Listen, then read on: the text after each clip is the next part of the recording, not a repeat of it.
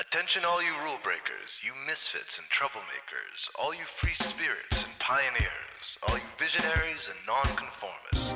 Everything the establishment has told you is wrong with you is actually what's right with you. You see things others don't.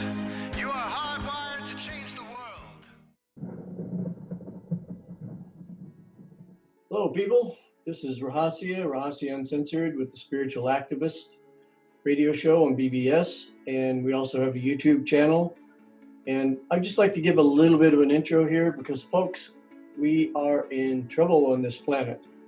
And you've been hearing it from me and a lot of other people for a few years now.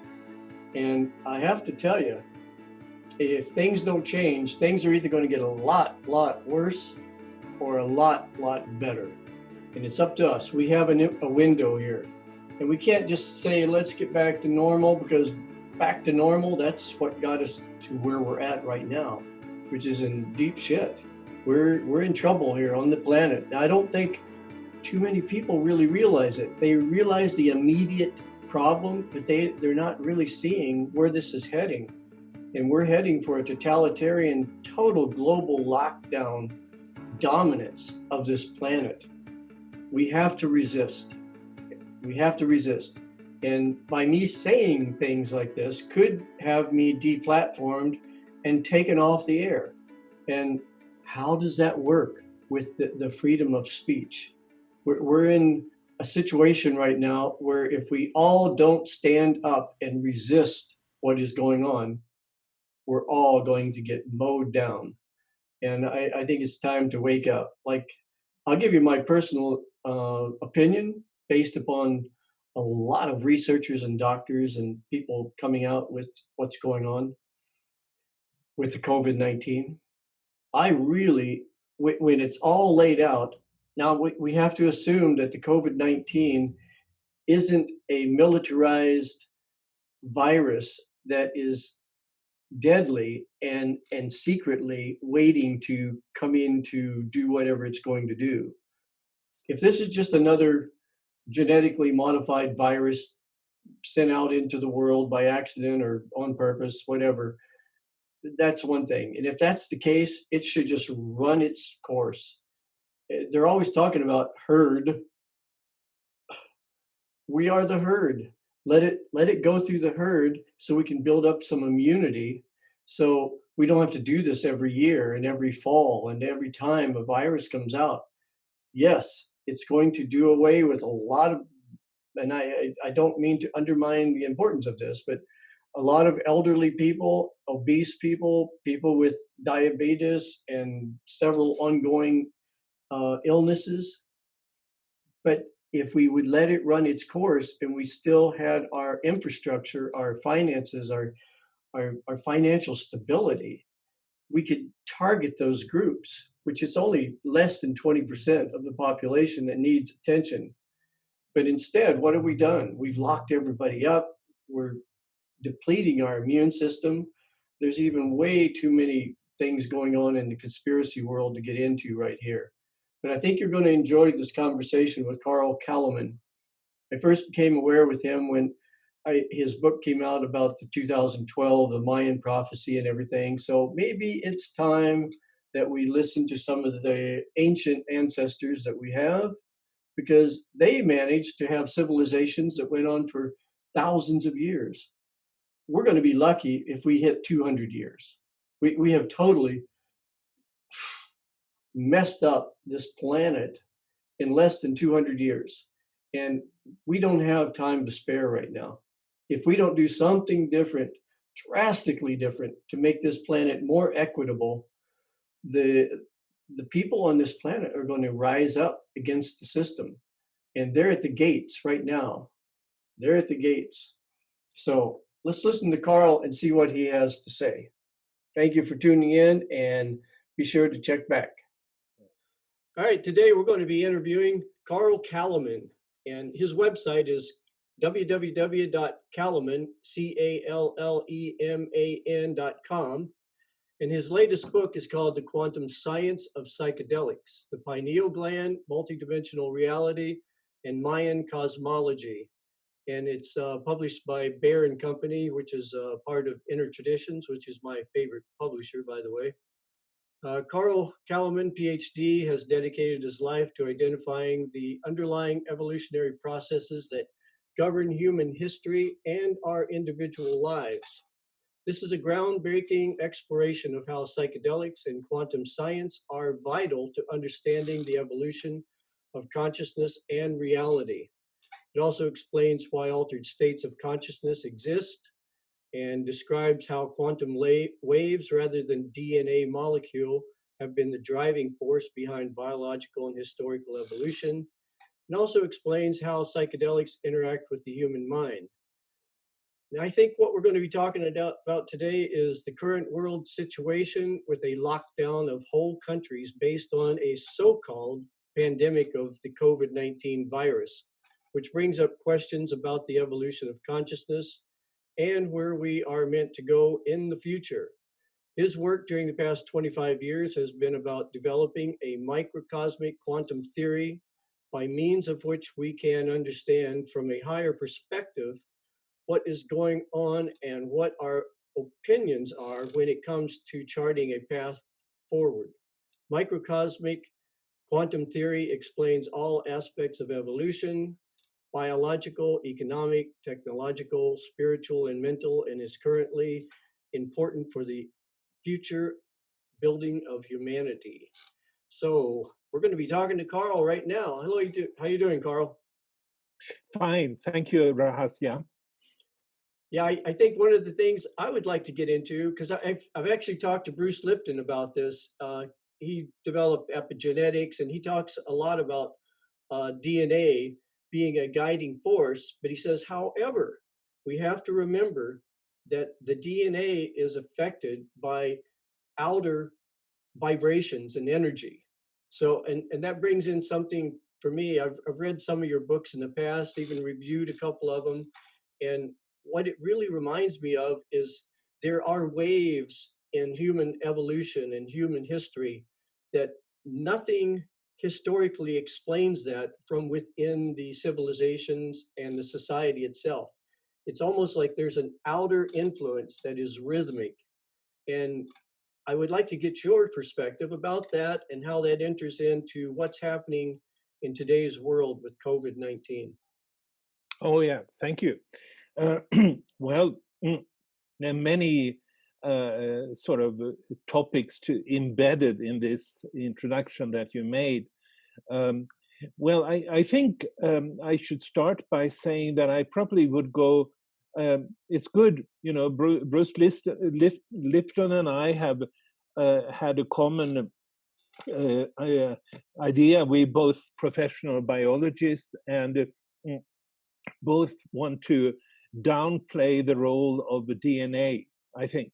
And that's quite unusual. You know, you certainly don't have it by many professional biologists, but also among people in general, there is this idea that the DNA is something that determines our every traits and how we are shaped like human beings or any other biological species have come into existence, that there is some kind of a code pattern in the DNA that determines our biology.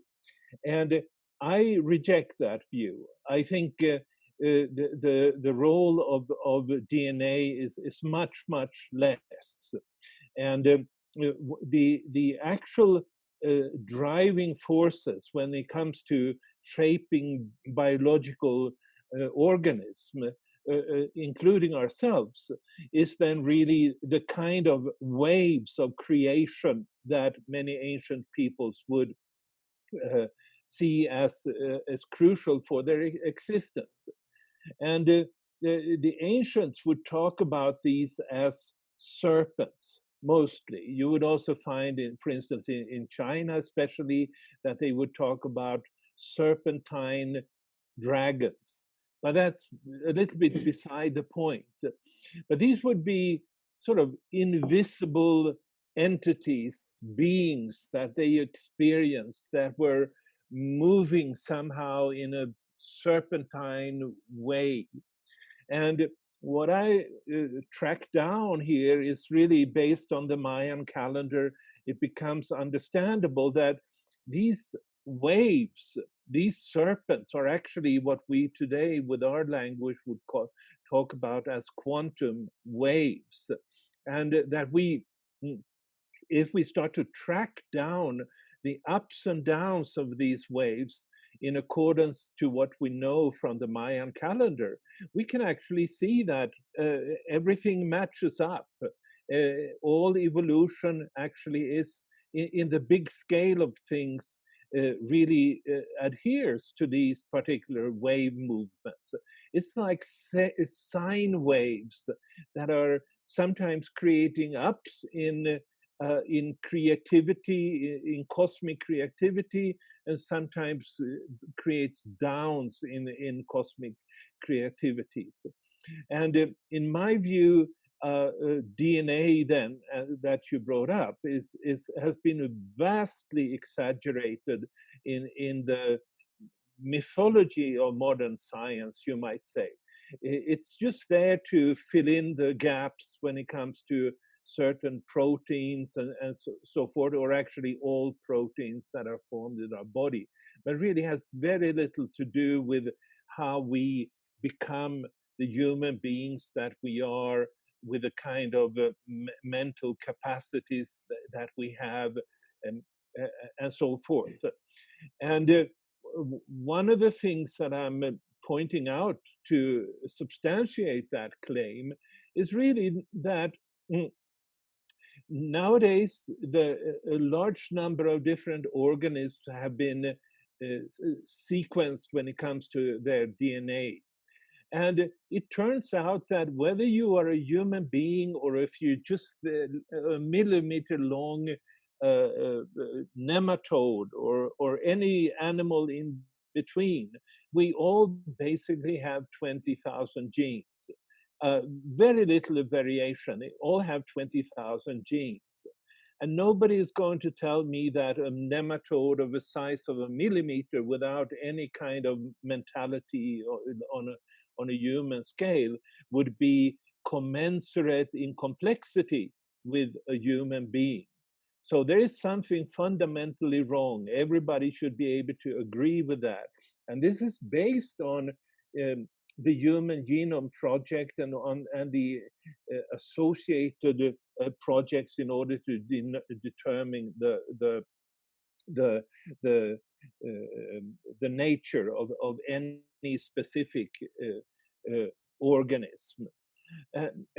So where this takes us is then really, in my view anyway, to the realization that there are other forces, other wave movements that are actually instrumental when it comes to shaping, first of all, the biological nature of any given species, including ourselves.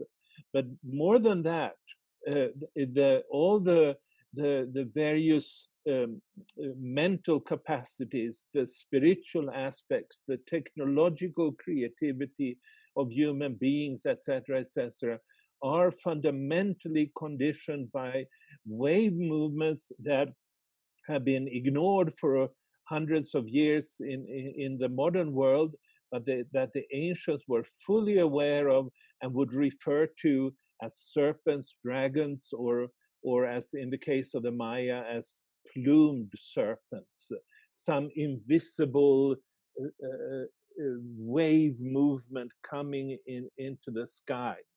And I suggest that in order to understand, if everything comes out, all of creation as we know it comes out of such serpents, in order to find out where we can possibly go at the present time, we will have to study these wave movements.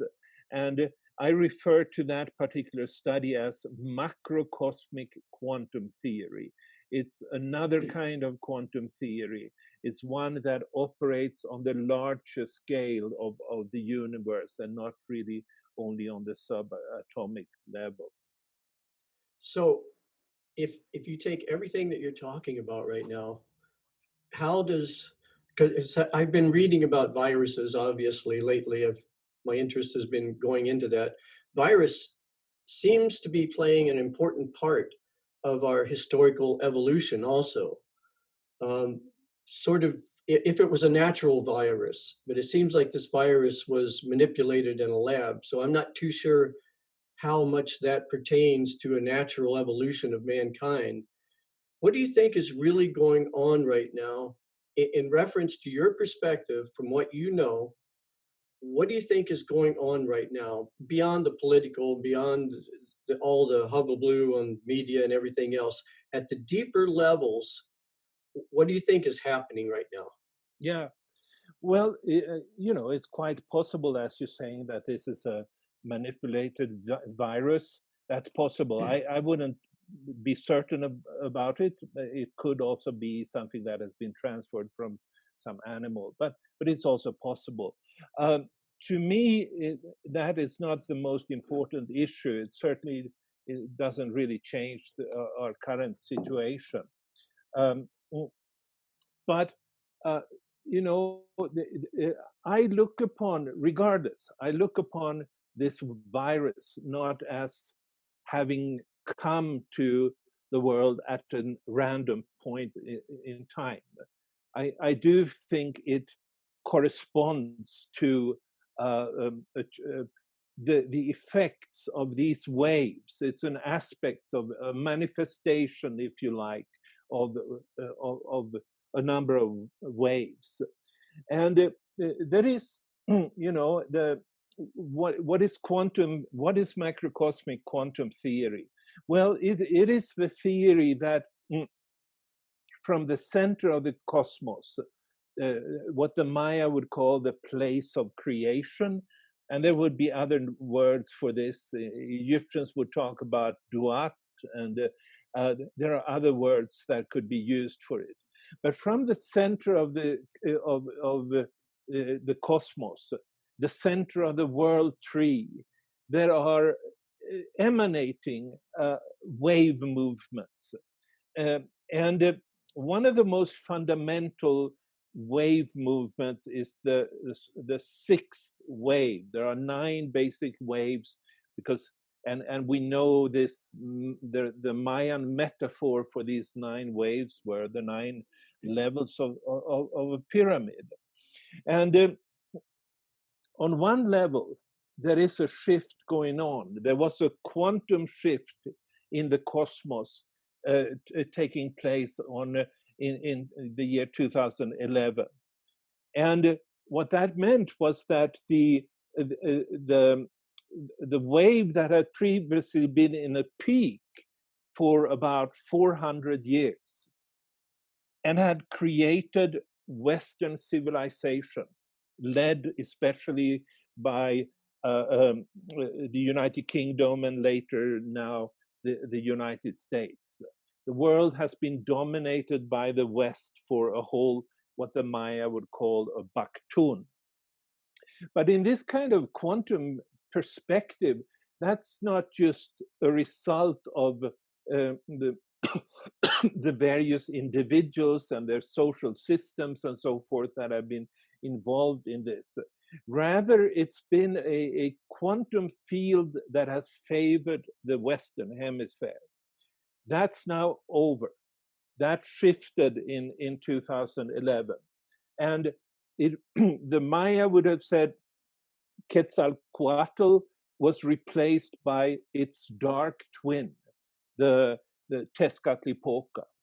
On that particular level, that's what happened.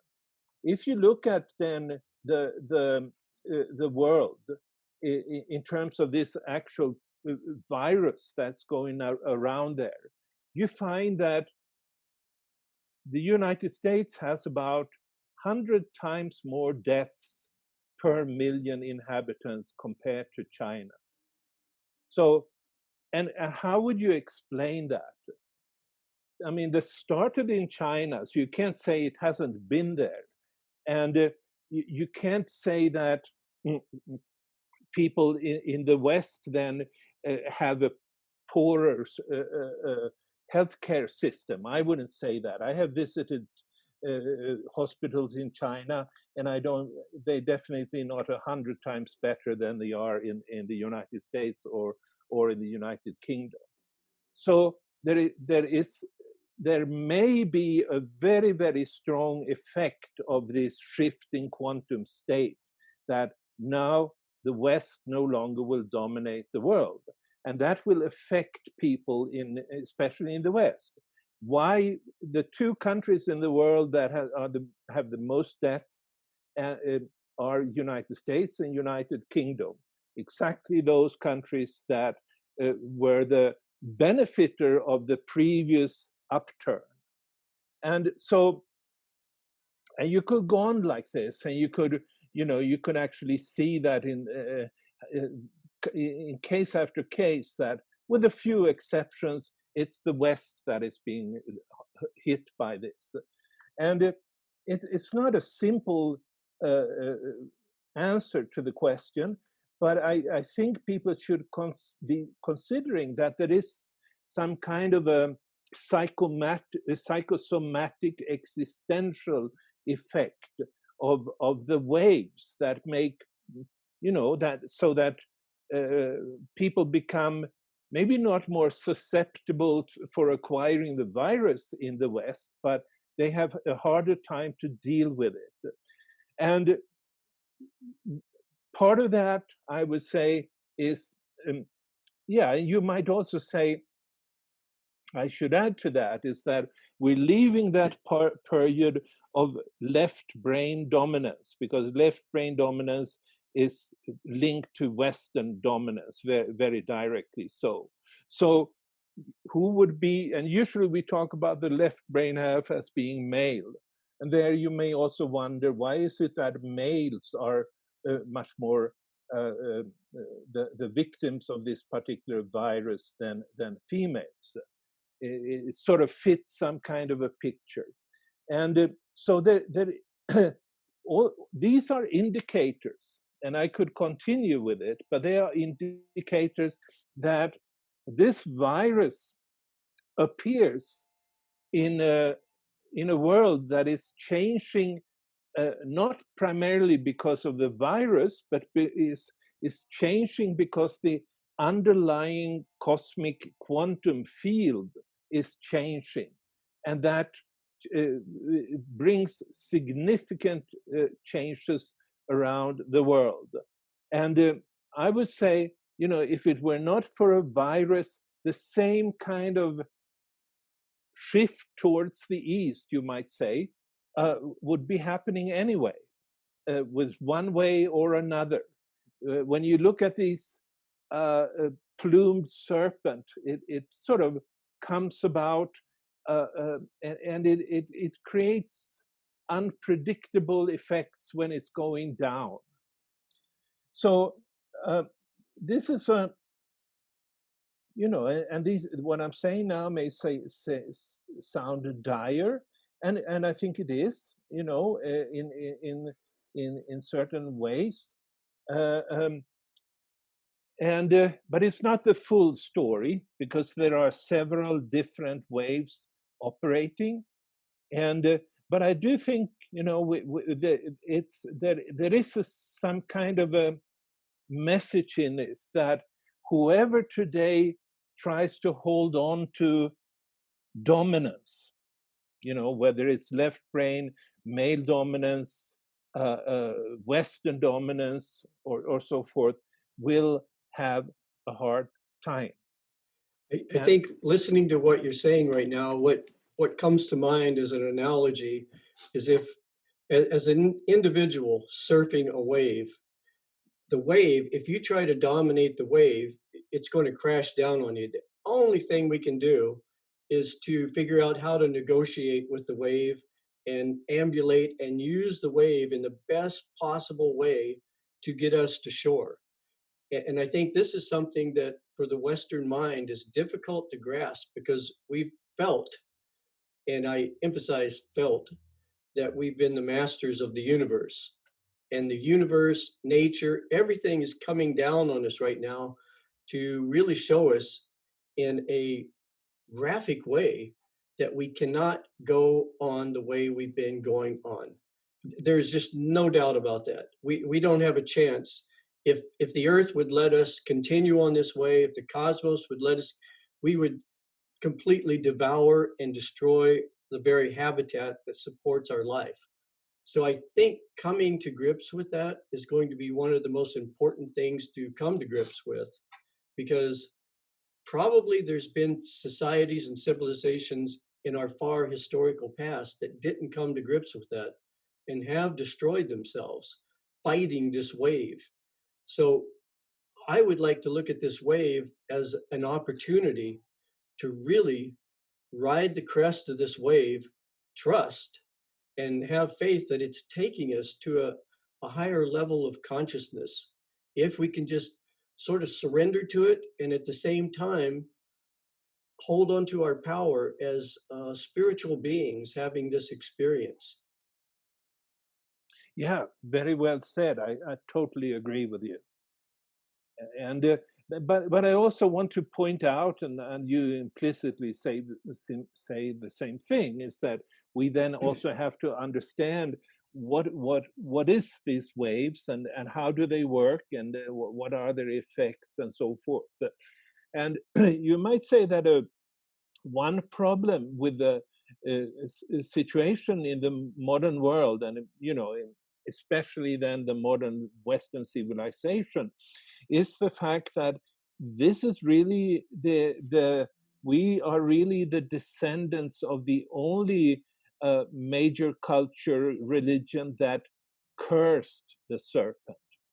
If you look at still today in China, people like the dragons. They want their kids to be born in the year of the dragon, and so there are many more kids born in those kind of years. And if there's they have all these festivals with dragons and so forth. And if you go to the Maya, they would look upon the plumed serpent, or the Mexican peoples, as the bringer of creativity, and they would welcome the serpent and so forth. But in the particular Jewish Christian tradition that we go back to, Yahweh, the God in the Bible, curses the serpent. So that has been removed from our understanding, whereas many ancient peoples and some remaining peoples of today would look upon the ebbs and flows of historical evolution as a natural part of how the universe works. That sometimes you can take the Hindu god Shiva, who was both the creator and the destroyer, and who was said to destroy in order to create space for the new to emerge. This is how things were. And so people in traditions that have the serpent as a significant entity, they will expect movements, ups and downs, and they take it a little bit in their stride. They ride the waves rather than what we actually have done to say this does not exist. We are above it somehow, and it's coming back to tell us we're not quite above it. We're definitely at a time period where we're reevaluating all of the stories we've been told.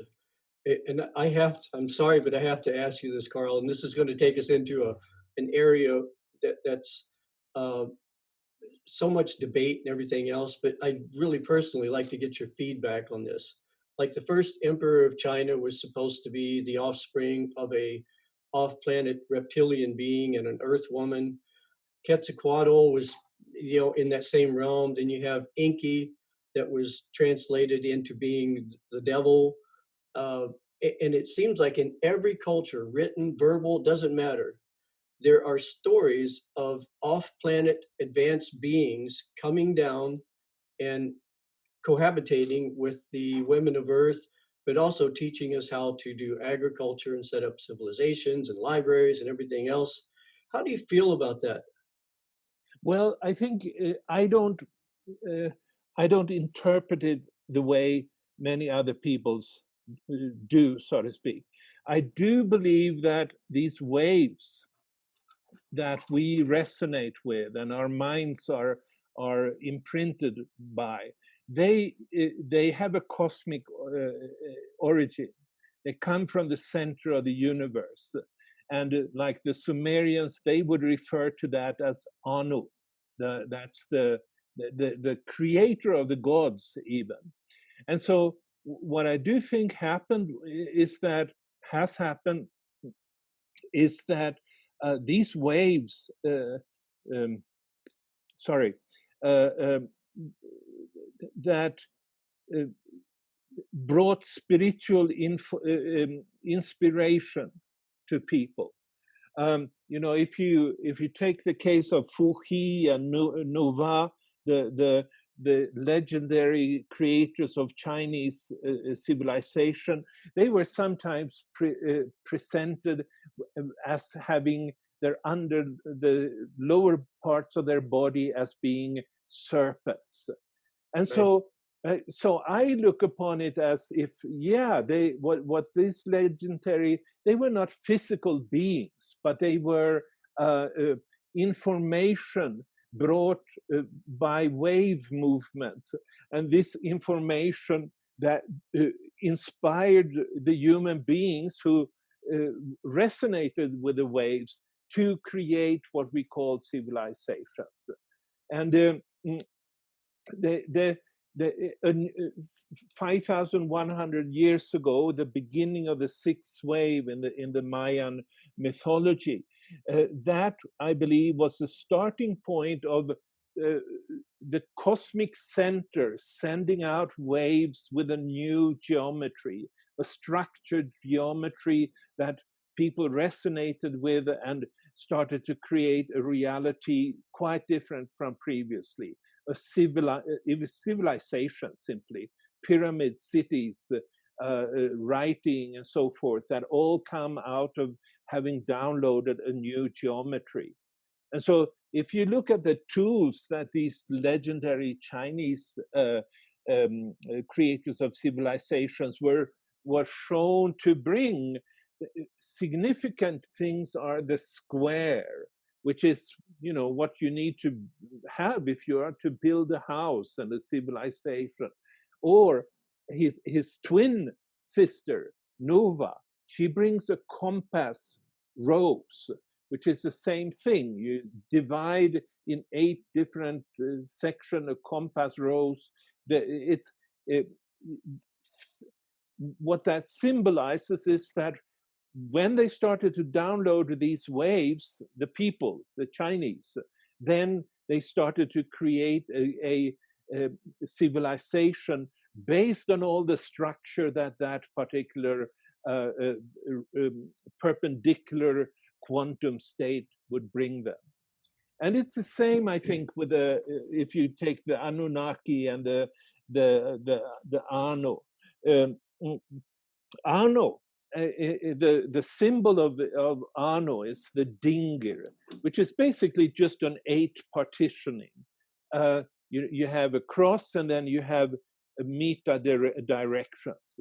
So then you come back to exactly the same thing as they had in China, in Nuva, who had a compass rose. That's what she was bringing.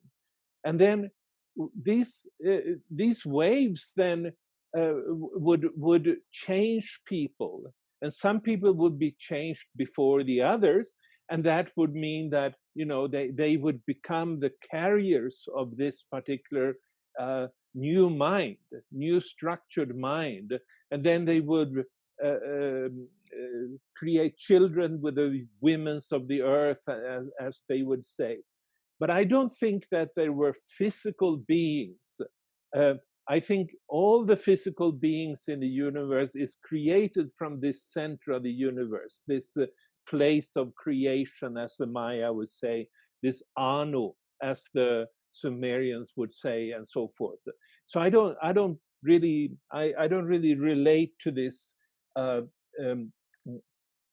extraterrestrial, if you look upon it as a physical thing. I think it's definitely that the source of creativity, civilizational creativity of humanity, that it comes from a cosmic source. But that doesn't mean that I think that there are species from other beings from other planets coming here and telling people how to create civilization. I think people here have downloaded the cosmic information directly.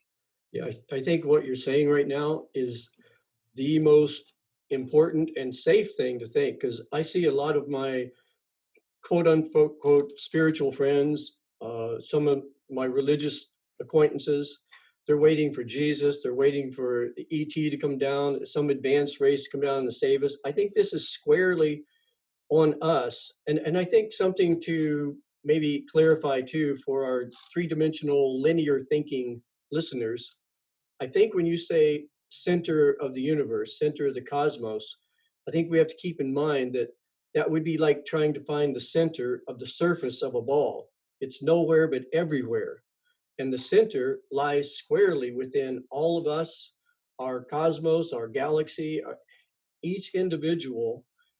And if what you're saying is true, this brings up an interesting point, because if some of those previous waves brought in the compass and sacred geometry and some of the things that we rely on in our world right now, I think what might be coming, if I want to extrapolate this out and let my mind out of its prison for a moment and just take a breath and look at this whole thing, I sort of see the silver lining in this possibly being the preparation of a global reset, not only of finances, but of thinking and of spiritual being, and the incoming of new information, maybe in the way of alternative energy systems, because that's one thing that would help save this planet, is a energy system, because we're like a type 0 planet, where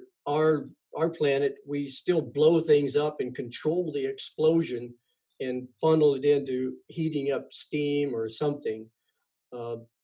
That's such a barbaric way of doing things and running the economy on. But there's got to be a better way, and that's got to come not from traditional science, because that is going to mislead us and tell us, no, it's impossible. It has to come from within us. And this is going to pull us into another area which I'm interested in. I microdose occasionally with mushrooms. Just you don't even feel it, but it's opened up my mind a lot. It's really helped my memory. It's given me my imagination, my intuitiveness, a new legs to stand on. And I think if we get into the pineal gland, and we could go back in a little bit of time and realize that for the past decades, the government has been putting fluoride in our water. And we know that fluoride calcifies the pineal gland. And if that pineal gland is responsible for opening up and bringing in new information, it does have to make you wonder, why are they trying to limit that information coming in? But I think more and more people are waking up and realizing, a lot of them through psychedelics, maybe it's my social group, but through psychedelics, we are starting to open the doors of perception into other dimensions of thinking and ways of ambulating through this world. What do you think about the importance of psychedelics, the pineal gland, and really realizing that we're on the verge of an awakening? Yeah. That's something I go into detail about in my most recent book, Quantum Science of Psychedelics. And it's one of the more unique aspects of the information I'm providing is that to place the emergence of this within the context of the waves of creation. In other words, it's same thing there, in the same sense as that this virus did not appear just at a random point in time. The the first wave of psychedelics in the 50s and 60s, and then the second wave you might talk about as the 90s. They conform to these waves. And what's important there is that it tells us that they seem to be part of a cosmic plan. In other words, they may help, as you are saying, open up our minds. And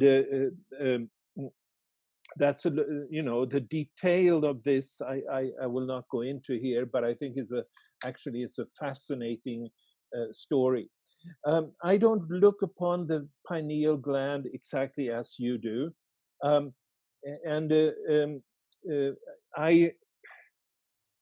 I don't think that it's a matter of activating the pineal gland in order to open yourself up. Rather, it's about deactivating the structured mind that we just talked about. That civilization, with its good aspects, but also with the dominance that comes with the duality created in that geometry, that particular structured geometric mind is downloaded to our brains in such a way that the pineal gland is the anchoring point from that for that kind of mind. And in order for us to open ourselves up, see other possibilities, have a direct contact with the cosmos, we will have to actually disengage that mind and disengage it from the pineal gland. And that is what psychedelics actually do. But the way I look upon it, I talked about earlier, West is left hemisphere,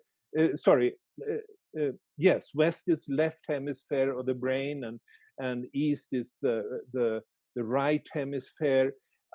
That's something that I think is really the reality that we're living in. But because I think these waves, they are providing the creative waves through a series of steps from cosmos, galaxy, solar system, Earth, and then we are at the bottom end at this point in time. And what that means is that if you look at the pineal gland, it's in the center of our heads. Now, that's interesting because that would mean, with this whole world view that I'm presenting, that that would be a resonance point to the center of the Earth. That's what it would be. And now there is an interesting aspect of this. Not only this sort of general correspondence between head and Earth, but it's also the fact that the pineal gland is one of the few bodily organs that actually have crystals, and they're hexagonal crystals, and they're calcite crystals, and which is interesting because if you look at the center of our planet, there are hexagonal crystals. The whole inner core of the Earth is really a crystal. And so I would never go to recommend somebody to decalcify their pineal gland, because calcium or the calcite is really what provides these crystals in the pineal gland. And I believe that they play a significant role in making the connection with the center of the Earth and then go on to the galaxy and onto the cosmos, so to speak. So that it's sort of what's the word, like it's a point for the waves to tune into, that's there. So my view is a little bit opposite from what many people that have been thinking about previously when it comes to the role of the pineal gland. I don't think we should activate the pineal gland. I cannot understand that we should decalcify the pineal gland. Rather, what there is to do for us, if we want to open ourselves up to a more full understanding, a more cosmic resonance, it is to deactivate the mind, which is anchored in that particular.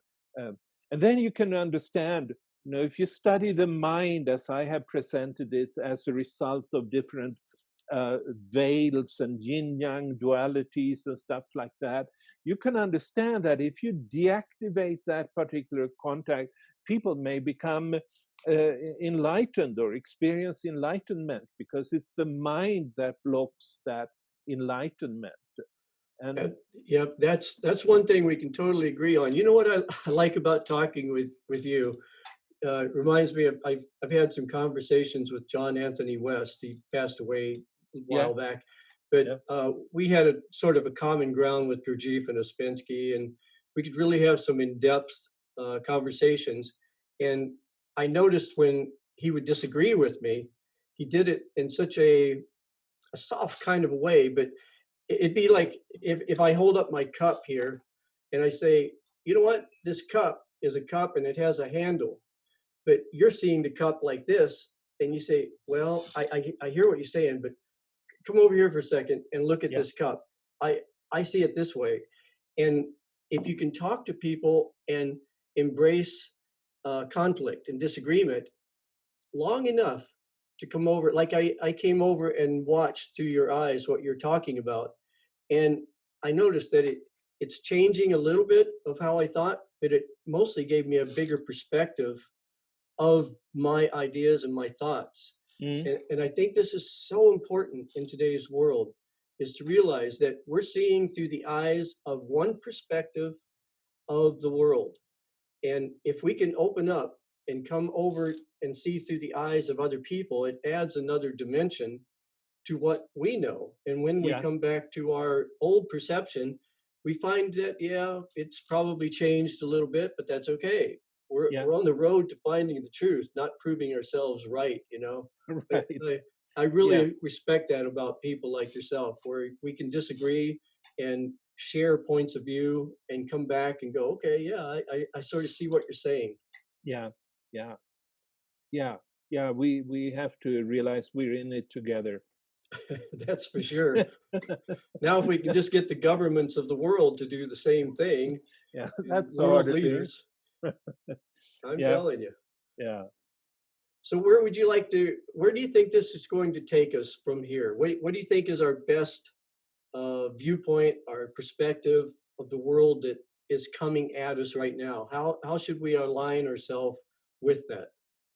Well, what my basic viewpoint then is really that the evolution of ourselves and our world comes out of resonance with these 9 different waves.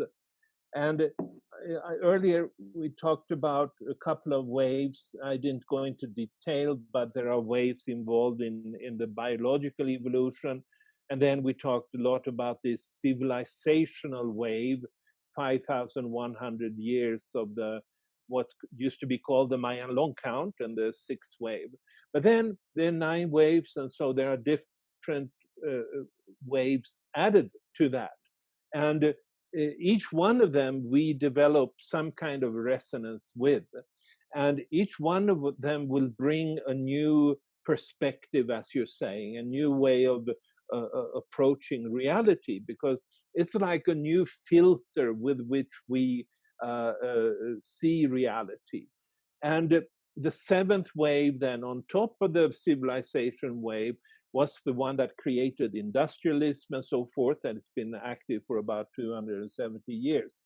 And then came the eighth wave, which started in 1999, essentially brought the digital world. And then in 2011 was also activated for the first time in human history, the ninth wave.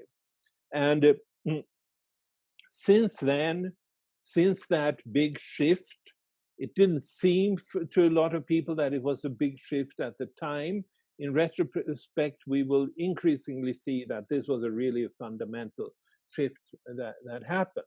But at that point in time, the highest of the waves, the ninth wave, the wave with the highest frequency was activated. And that wave is not dualistic. It's not dominated by a geometry that tends to separate. And what that means is that if you look at reality through that wave, you're not inclined to create separation. And instead, you're inclined to see unity. And that's a quantum state. Each wave is a quantum state. And so what that means is that in order to get there, you have to make a quantum leap or several quantum leap, repeat the quantum leap many times until you feel confident that you have actually attained that perspective given by that, ninth wave. So what I believe is the way forward is to sort of climb from that wave I talked about earlier that really has been a lot of divisiveness coming out of, up to the ninth wave that changes, that if we download that particular quantum state, our perception of reality will be different. And we won't project separation or dominance onto others or onto ourselves. You know, we won't judge ourselves. To judge yourself is then really to project dominance onto yourself. And then that's not inherent in that quantum state. So that in very general terms, I look upon it as the purpose of humanity or the destiny of humanity is to attain this level, to complete the climb to the highest level of the pyramid, to use a metaphor. And and in order to do this, you know, I would invite anyone who wants to be part of that climb to an event that I'll be having on June 6th with Patricia Albert, where we, it's 6th of June, and maybe you can advertise it in connection with this podcast. But the thing is that, you know, I will be providing the kind of theory that I'm providing here, maybe a little bit differently. And but she has, since around 2011, since the time when the ninth wave was activated, she has developed also a practices, you might say, practical, I don't know if I should say exercises, but ways of accessing this unified way of being. So to help people to actually take the quantum step to the ninth wave. And so I'm very impressed by the work she's done, and it sort of fits in perfectly with the Mayan calendar and the fact that this highest wave only became accessible about 10 years ago. And so that's what, you know, that's how I look upon it. Now, then humanity is faced with a number, as you know, with of challenges on a very physical level. And you mentioned the energy situation and so forth. And I don't, there will not be automatic solutions to those just because there is a shift in consciousness. But I think that to the extent that people make that shift to that highest level of consciousness, in the future, the physical challenges that we'll be creating for ourselves will be less and less, and that's about as much as I'd be willing to go at this point. Well, real quick, like, because we're running out of time, what's the name of this event coming up, and do they have a website? Well, I can send it to you. Okay. It's we are having it. I thought I had sent it, but I forgot, apparently. It's called Accessing the Ninth Wave Through Shared Unity. Okay.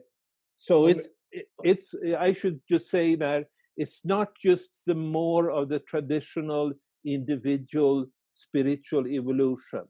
It's going to the we state. Right. It's we that is developing, evolving in the ninth wave. It's not just me who's developing in the ninth wave. Well, like you say, Carl, we're all in this together, man, and that's how we're going to get out of this, or that's how we're going to go down together too. Yes. Yeah. One way or another. Because again, real quick, like looking back in history, there seems to be a global reformatting of civilization that comes along in waves. And if we're there right now, we need to pay attention and realize that this isn't, I don't know if this is really our home or not. We're just here as spiritual beings, but there has to be higher ways of being and manifesting, letting our soul manifest. And I think that's what we're all after. We call it different things, the kingdom of heaven or whatever, but I think it's, I mean, even Jesus said the kingdom of heaven is right here, right now. And I think we're to the point now of, call it desperation, or just realizing that we've done everything we can possibly do in the old sense, the patriarchal sense, and we're down to the wire now. And this, me and most of my spiritual friends seen this coming a long time ago, but we didn't know it would happen this fast, this way. And it's right here at our door right now. So it's time to really wake as many people up as we can. And I appreciate your time, because I know time is limited. And well, thank you. I really enjoyed it. Yeah, me too, Carl. Thank you. Thank you. Okay. We're very much aligned, I think. Yeah, you take care. You too. Okay, that's where I'll cut it off. Yeah. And just want to say thank you so much, Carl, for your time, because I know time is so limited in this world, and yeah. I have a YouTube channel. I don't really promote the YouTube channel too much, because I drive all the people to my podcast on BBS Radio. Yeah. Okay. I might make this into an interview article for the Lotus Guide magazine. If I do, I'll send you a link to it and let you see it. Okay? Yeah. All right. You take care and have a great day. You too. Okay. Right. Bye-bye. Bye, my friend.